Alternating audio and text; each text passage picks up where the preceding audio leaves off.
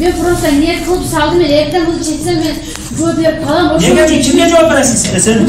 Kuday özü seni kitlep durar. Kuday seni bana Kuday'a aytıp durar. Sen dinleme işlerden başıyla gel Kuday'a. Sen ana şu hayırda okuvarsan şunu zakonuğa başıyla et Kuday'a. Jalolobod oblasti Bozorqo'rg'on shahrida bo'lgan ishda hammalarga ma'lum. O'quvchi qizlar maktabga borganda ertaga direktori va o'qituvchisi qizlarni ro'molda kelganligi uchun maktabga kirgizmagan va ro'molini yechirishlikni talab qilgan. Yana qaytib ro'molda kelsa maktabga kirgizmaslik to'g'risida yosh bolaga qattiq tahdidlar qilganligi haqidagi video hammani ko'rdi. Maktab direktori, maktab o'qituvchilari o'zi aslida bolalarni ro'moliga osilib, bolalarni ro'moliga e'tibor beradigan yermi yo bolalarga ta'lim beradigan joymi? U ta'limga e'tibor beradigan narsani o'qituvchilar, direktorlar qizlarimizni ro'mollariga osilsa, ta'limga e'tibor bermasa, bu qanday bo'ladi bu? Aholisi 90% musulmon yurtda yashayotgan bo'lsak,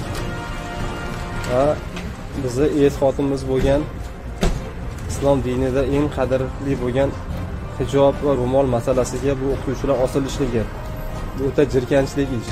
Yo'q, og'ay kiyimni aytmadi sunnat deb. Qo'y farz deb, hijobni farz dedi. Hijobni farz bo'lsa maktabda formani saqlasham farz. Illi farz deysiz. Keyin sunnat deydi. Yo'q, og'ay hijab farz. Oshchasi hech kim so'zlaydigan joy. Hijab farz. Sen sana aql o'lqaganini aytib o'tirasiz. O'qituvchilar, direktorlar, Xudodan qo'rqinglar. Sizlar uchun kurashadigan boshqa narsalar tiqilib yotibdi. Qirg'iziston korrupsiyaga botib ketdi. O'g'il qizlarimiz har xil fahsh buzuq ishlarni qilyapti. Shu to'g'risida shular bilan kurashmaysizlarmi?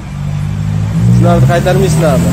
Naborot ta'lim daryoqida shu korrupsiyani yo'qotishlik va shunga o'xshagan narsalarni aytishni o'rniga halol pokiza musulmon singillarimizni ro'mollariga osilishilar bu o'ta qattiq gunoh ish bu. Bu Allohning bir muqaddas bo'lgan dinimizda o'ta qoralanadi bu ish.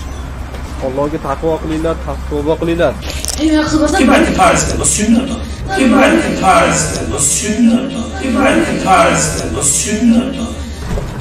Men sizlardan talab qiladigan narsa ta'lim berishni bilinglar sizlar.